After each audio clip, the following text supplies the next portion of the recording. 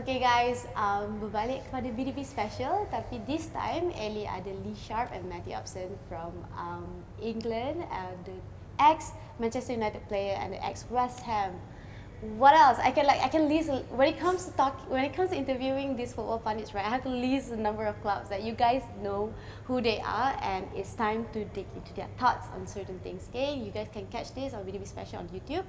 But let's start. I'm smiling on this Monday morning because I'm an Arsenal fan, so that's a heads up for a start. But it's just going back. I followed your shows with Adam, C, and Michelle over the weekend. We had two big derbies happening over the weekend. Maybe I'll start with you firstly. North London derby or Manchester derby? Which one was the more exciting one for you to watch? Oh, good question. Which one was more exciting? I don't know. I think they were both.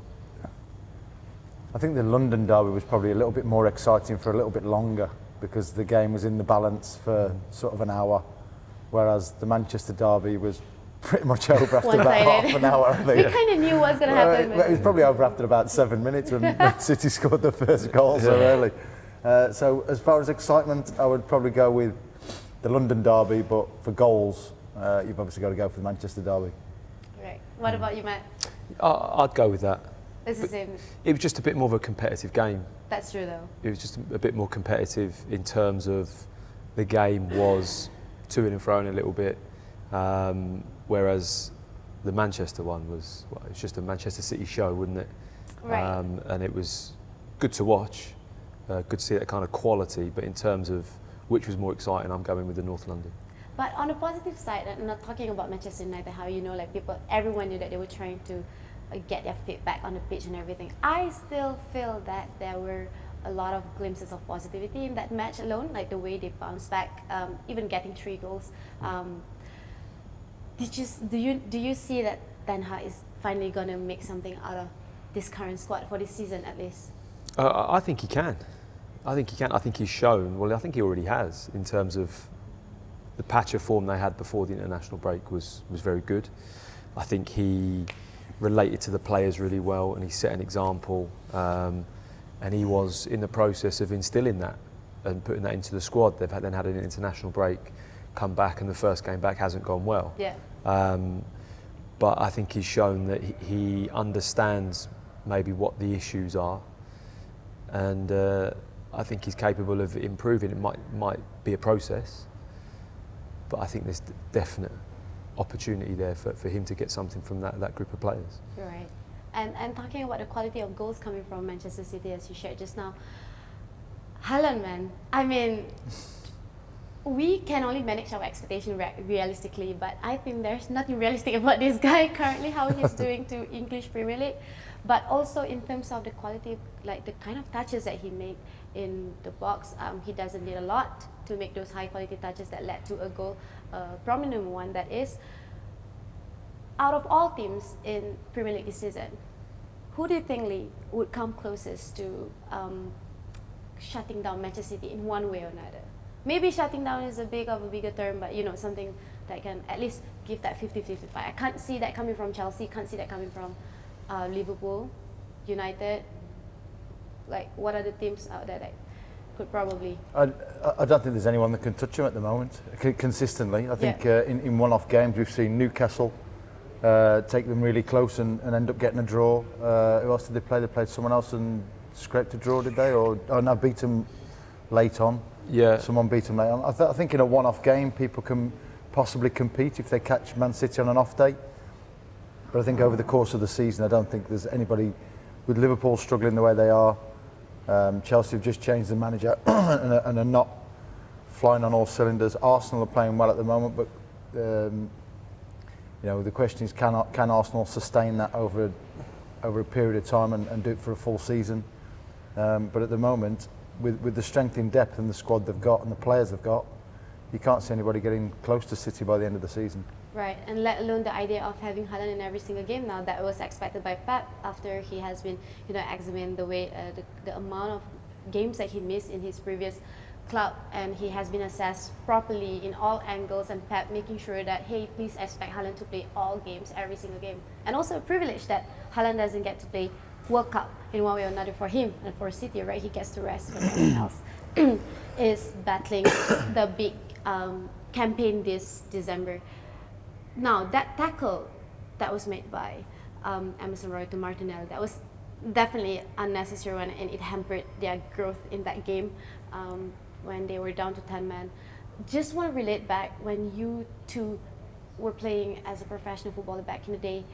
When these kind of tackles happen, it could happen even, I think if I'm not mistaken, Matt, when you were preparing for World Cup 2010, you took a big knot to your head during training and you were left bleeding on the ground. But then you came out okay eventually. But when that kind of thing happened, knowing you were preparing for something big, regardless for the remaining games of your season or something as big as World Cup, as a pro footballer, when these kind of things happen, what kind of things that were usually going through your mind?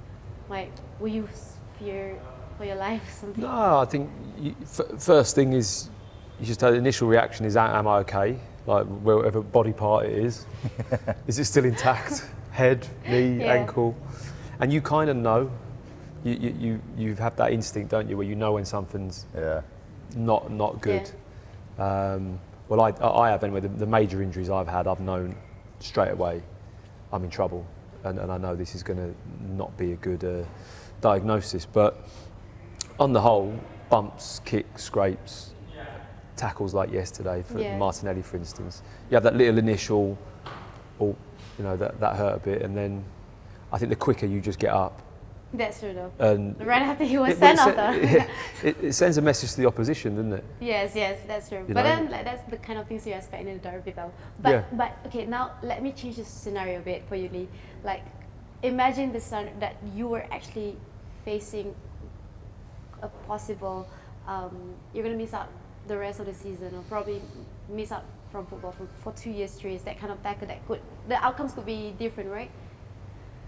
Have you ever encountered, like, what was your greatest injury that you've faced, and how did I want to go into how did you go through the whole situation emotionally? Because that's the first thing when football is taken away from you. Yeah, well, I had exactly that at Leeds. Leeds, I wasn't getting on with the manager very well. So during the close season, I went away and did a bit of training on my own to come back fit. I did pre-season really well. And then the week before the season started, just before our last pre-season game, the manager pulled me in and said, listen, you've been by far and away our best player in pre-season. Let's get you back in England squad. Let's get you back scoring goals. We went to Nottingham Forest in our last pre-season game before the season started and snapped my cruciate. So I was out for a whole season. And I just remember going down, I remember hearing the pop in my knee, feeling the pop in my knee and just thinking that's a bad one. And coming off and then getting told, you've got to wait a couple of months for swelling to go down and build your leg up and then we'll check and do an operation. And so yeah, it was depressing, it was upsetting. I was ready for a good season and couldn't play. And I think the hardest thing for a footballer is not to play. And when you're injured long term, not only are you not playing, but you're also on a different time schedule to the rest of the players. So the other player, you get in early to have treatment or work out with the physio, then the players come in, they've got to get ready for Saturday and you're sent to the canteen or the gym and sort of ostracised. Then the lads go out training, you come back in and see the physio, then the lads come back in after training. So you're just constantly missing the lads and it's a very... It did feel lonely though. It's a very lonely place, yeah. It very, is. very lonely, isolated place to be. And It's the worst part about it. It is, being injured is always the worst part of being a footballer. Even I talked to Eze from Crystal Palace the other day, and he was sharing with me like how he was, he was going through the phase that he was trying to prove himself in every single training session and everything. He was celebrated very well at QPR, and then when he made that big move to Crystal Palace, he really wanted, and then boom, he just out for a while, and that was depressing. Let alone, I don't know, whatever age that you're at, right? And assuming that like when you were still young and he was still young when he was going through it. I think the one takeaway that I felt coming from you guys as ex-pro footballers or existing footballers, the journey can be very lonely. And what could probably your biggest support system at the time? Like, what kind of support system you think needed the most by these footballers when they're going through this? I think you know, whether it be parents, wife, girlfriend, I think the people closest to you are the ones that really get the frustration. and you might not be a nice person to live with for a few months. That's generally the feedback that I had, and I was probably at my worst when I was injured. If I'm honest, because everything felt like it was taken away from you, though. Like. I've got a list as long as your arm of quite serious operations and injuries, but the worst bit, and I think that happened to Eze, is I signed for West Ham and got injured in the first game.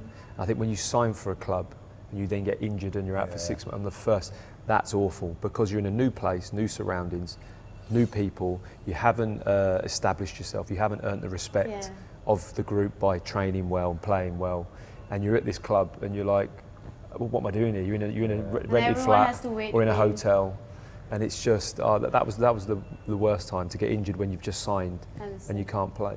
But when you guys came out of that kind of phase, like, in what way it shaped your footballing personality, like on and off the pitch better?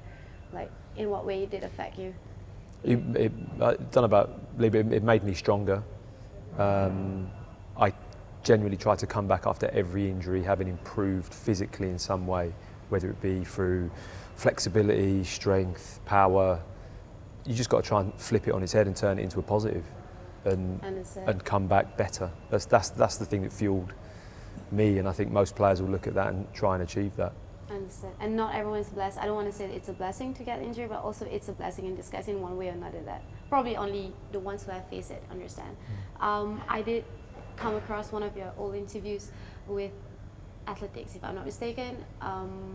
You mentioned that you were one of the quieter ones, alongside Beckham's and Ryan Giggs, if this kind of tackles happen in a game, and you would usually prefer your teammates to confront the opponents for you.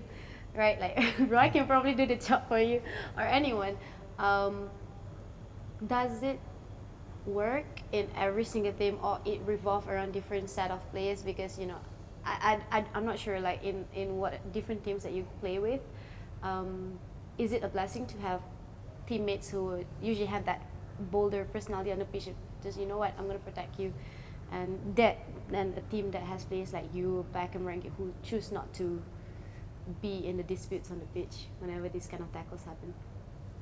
Well, you always need a balance in a team. You always need different characters and different players and different types of people, and I think it's the teams with the better balanced teams that are more successful, and you need people that are going to be aggressive at times. You need people that have got a little bit of flair and can do things when the game's tight. You need people that can score goals. You need people that can defend and want to defend and feel like defending is their natural habitat.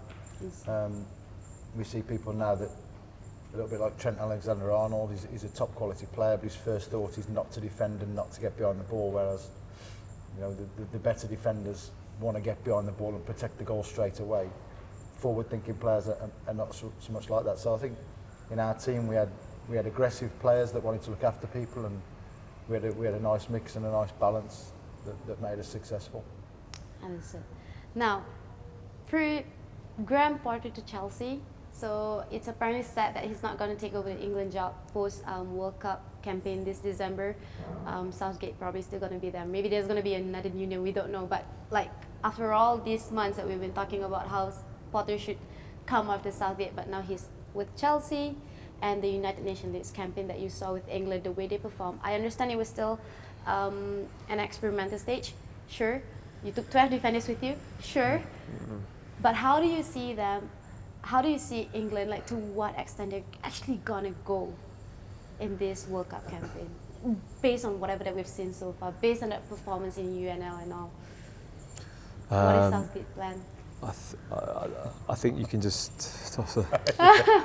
No, I think he's had quite a clear plan, Yes. and I think if you step back and look at the job he's done, it's been a big success, and I have to, I certainly respect that. I think he's changed a lot of the feeling and the culture around meeting up with England and how they operate as a group, their relationship with the media, and they've had a lot of success. Semi-final of a World Cup, and should have probably won the Euros, and lost on penalties. So right at this moment in time, it's a sticky patch.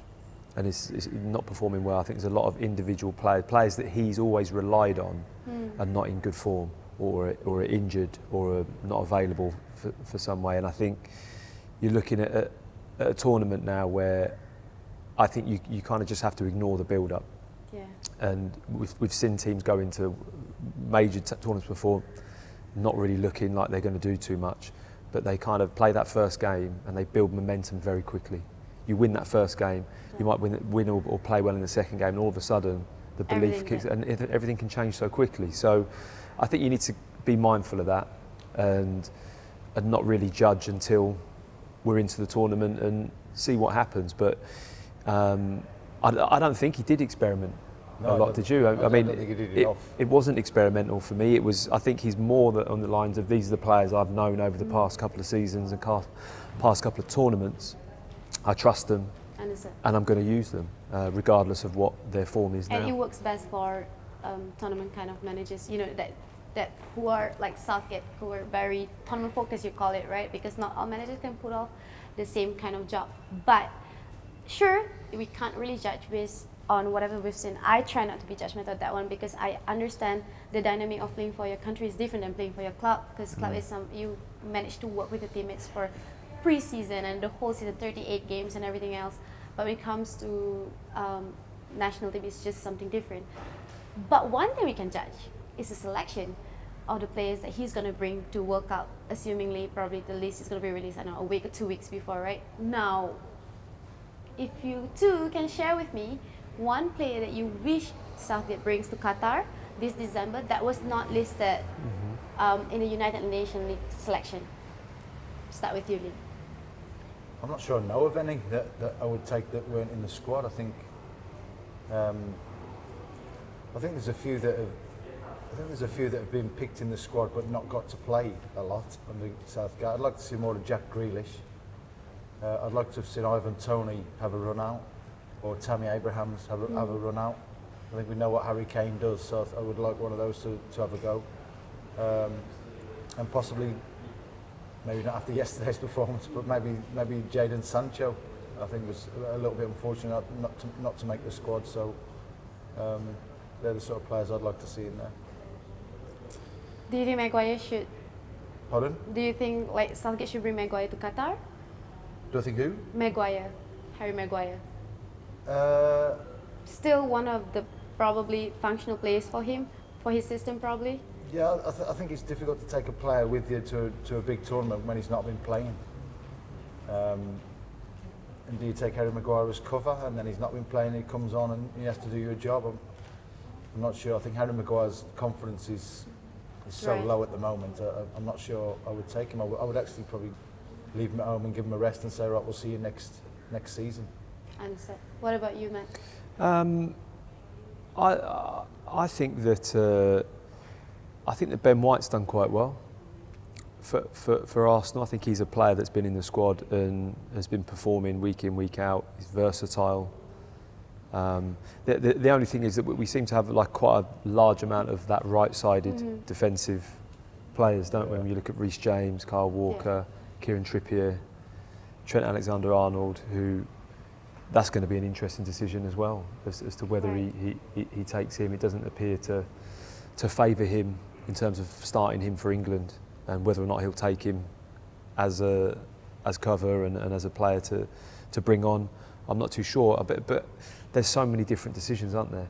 And I think it's so hard for Gareth Southgate based on the form that players are in.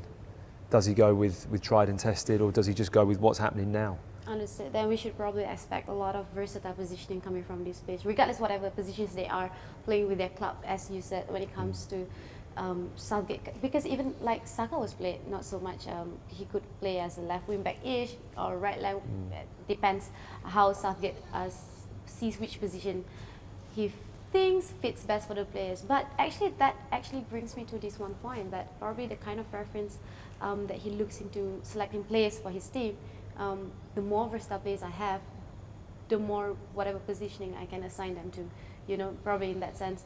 So, yes. All right. Now, next, just want to know that we now coming back to Premier League, we've had this international break, so every team deserves a chance to rest, reset, and restore momentum physically and emotionally. I think like some clubs in EPL could really make good use of it, and probably one of it is obviously Liverpool. But that draw against Brighton, sure they have a new manager, and Klopp even mentioned in the press conference how I couldn't really study much, like what kind of play that he's trying to instill, and we can see clearly in the first half that they couldn't really find answers to Brighton's attacking play. What is actually going wrong with Liverpool? Because everyone assumed after international break they're gonna come back, like first game gonna be out there, bold as strong as how we known them before last season. But even this break doesn't feel sufficient for them. What do you think is actually going on right now? What is happening? Well, defensively, they're not quite as sure-footed as they were. I think Van Dijk is struggling to get back to his form that he was before his injury. We're seeing teams target Trent Alexander-Arnold because of his, let's say, lack of defensive qualities at times. I think they miss Mane for defending from the front and winning the ball high up, and teams are coming onto him a little bit more. And I think they're probably lacking a little bit of legs in midfield. I think when you've got Henderson, Milner to sort of come in, I know they have, who's the other, Thiago, is it Thiago? And they've got another one, they brought someone else. Ketia doesn't really play. So I think they lack a little bit of legs in midfield, to be fair. And they've had a few injuries. I think they had a bit of a freak couple of weeks before the Queen's funeral, where people were injured and ill and just getting knocks. So I think it's just a bit of a funny spell for Liverpool. I think they'll come back strong and they'll be okay, but it's been a little bit of a tricky spell for them. But definitely not challenging for the title this season then. Like, I mean, 10 points right now, they're sitting 10 points behind Manchester City. Is quite a hill to climb on. Yeah, it doesn't look like it, does it? Yeah. It doesn't look like at the moment. They're going to challenge and go on a run of 8, 9, 10 wins on the bounce, which is probably what it's going to require in order to bridge that gap. I agree with Leon. I think the injuries have been massive for Liverpool. And you look back to last season, they lost Van Dijk and Gomez with cruciates within the space of a few weeks apart. You mentioned, sorry, just to interrupt, like you did mention like Van Dijk was struggling to find his form, but then last season, the moment he came back after his injury, he performed decently well for that team. So I feel like the biggest difference that I can see personally from Liverpool last season, the pressing intensity wasn't there anymore. So the legs are tired, and they didn't really supplement substantially with the new signings in terms of midfield, because everyone was talking about how not fragile but how weak their midfield as compared to other departments, right? Like, it's just a different kind of Liverpool, and if we do feel that they need more time, I just feel like how intense EPL is. Do you think that they're gonna bounce back in time for at least to challenge the title? No, too late already. I think they're a bit too far behind City at the moment. Unless City go on a really bad losing streak, which you can't see happening at the moment. I think Liverpool could potentially be too far behind already, and like we say, Liverpool at the moment, I do see them at some point going on a long stretch of winning games, but they don't look like it at the moment. And after the international break, saying everyone's had a rest and reset, we've only played 6 or 7 games before the international break, so it's not like players are tired and need a break. So I just think we're just seeing Liverpool's weaknesses show up a little bit more this season.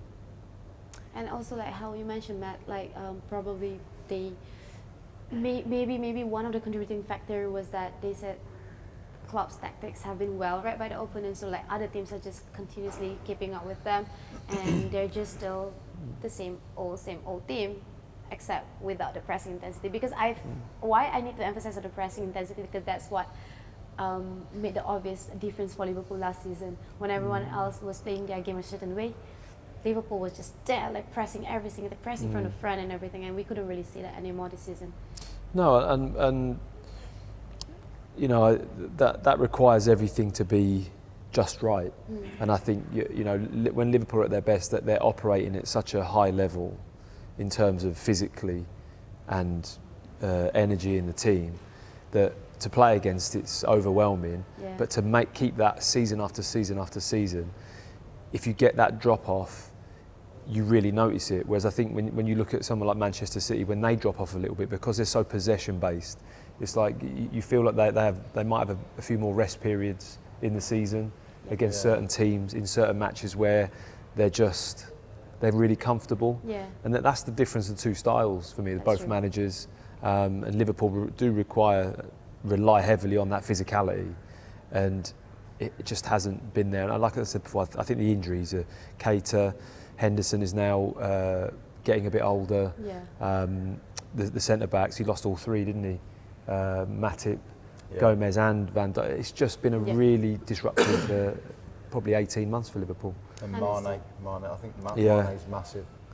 The energy levels of Mane. And that's the interesting part, because Mane himself is struggling with his new club. Like they said that the effect actually is kind of a domino effect on the Liverpool squad and Mane as well, because people are talking probably like Mane is still struggling with fatigue and everything else because he still can't find his form with a new club. So I guess they just miss each other, but it is a new life. It is a new season for Liverpool. It's great. Takes on it. Like how do you see like Ronaldo being stuck in that position? After just signing back with his legendary club. For me, it doesn't work.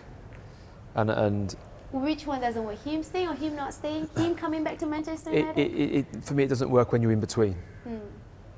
And I don't think he's that kind of player that is in between, of where you keep him but you don't play him, but then you don't let him. That doesn't make sense to me. I think he came back to the club and Manchester United were struggling, and I think what he delivered at his age in terms of individually, the impact he had on last season was pretty amazing in terms of scoring goals. Yeah. It was whether or not it made the team better and all the rest of it, all this debate, who knows, but what he did individually was pretty special at times. Yes. And it doesn't appear that he's part of the plans moving forward. He's 37 now. All of this, but if there was an opportunity and he wanted to go and there was something set up there, then they've said no, and then you're not going to play. That to me doesn't quite make sense, because I don't think he's that player that you just have in the squad.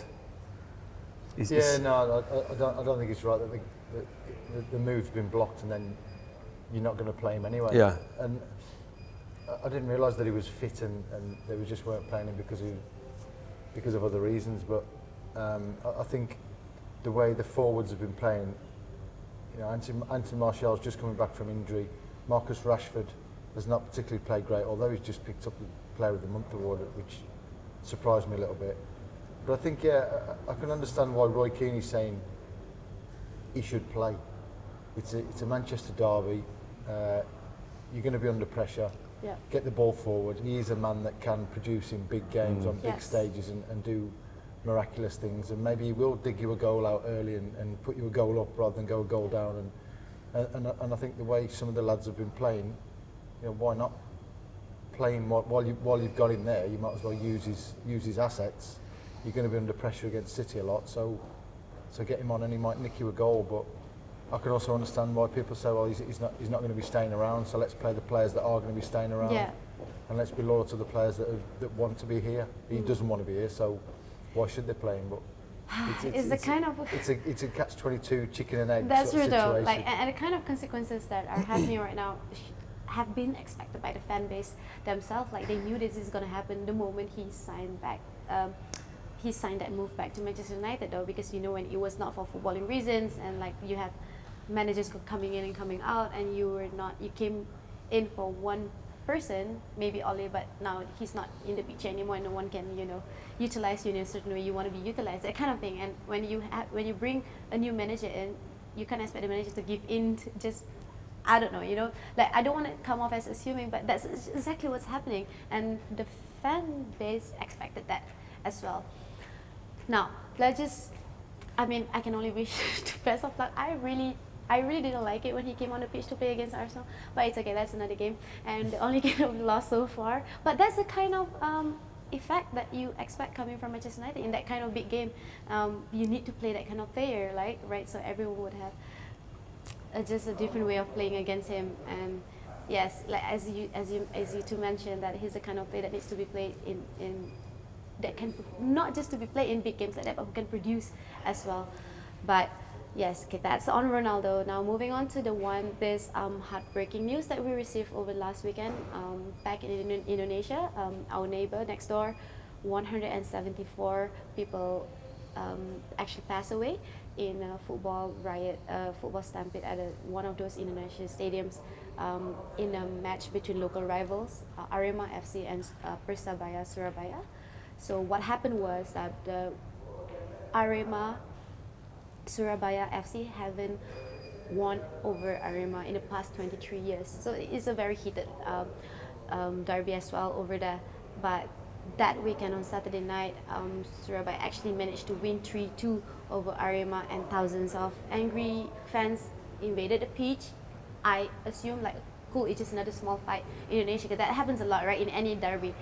But it became worse. The amount of death kept on increasing at that point of time is because the authority chose to release the tear gas and kind of block all the exits from the stadium, and everyone was kind of trapped in that small area.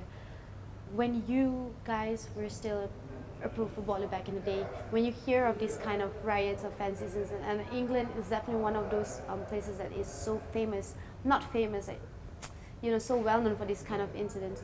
How do you usually resonate with this kind of incidents? To what extent it affected you, even as a player? Well, whenever I see or hear of anything like that, you just kind of realise that football doesn't mean that much in comparison to the bigger picture of life. It's an amazing thing, but safety of supporters going to matches is kind of like really, really important. And a lot of inquests, and whenever years later when it's looked at, there's always reasons or things that could have been done differently to prevent such a tragedy, and it's just incredibly sad in terms of how it affects you on the pitch. I mean, I've never been playing in a game where I felt that there was trouble in the stands that was going to lead to anything, but I've obviously seen pictures and of certain situations, and it must affect players really badly if they've been on the pitch and there's been inside. I can't imagine how that must feel. And it's a post-traumatic thing even for everyone who was witnessing it. Like, there were a lot of mothers and babies trying to exit the stadium, but they couldn't because it was blocked, because everyone wanted to escape the tear gas and everything, and that's the reason why FIFA banned that as well. Indonesia is definitely not on good book for FIFA right now. Definitely they're going to be banned. They did get banned by FIFA before as well, so I don't know what's going to happen. But for you, Lee, just before we wrap it up, I wanted to wrap it up on a more casual note, but now like the last question has to be something a bit heavy. Sorry guys.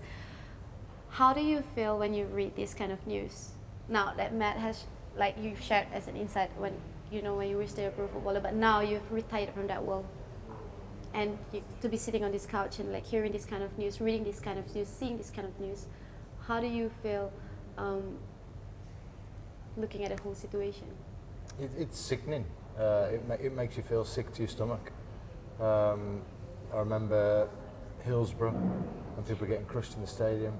I sort of vaguely remember Heysel, just before the British teams got banned from Europe because of crowd trouble and people dying, and it's sickening, and it shouldn't be happening in this day and age. In 2022 we shouldn't be having these problems. It should be. I think we've realised during COVID and empty stadiums that football is nothing without the fans, and we need to make sure the fans are protected and looked after and well cared for, and it's a shame that these things happen. It's sickening to your stomach. It's probably one of the darkest football incidents that have happened recently, and it really hits home for me because it's just next door. Like, we do have this kind of heated rivalry, but it doesn't go up to that extent, and that goes back on the authority. And as you said, that there is always much more beyond football, and it just that because I want to know, like, as someone who played the game, right? And for me, like, I'm just part of the fans who go to the stadium and just celebrate the game with you guys, and that's what we expect, but that's not exactly what happens all the time. Anyway, thank you two. Thanks Matt, thanks Lee for talking to us. See you guys.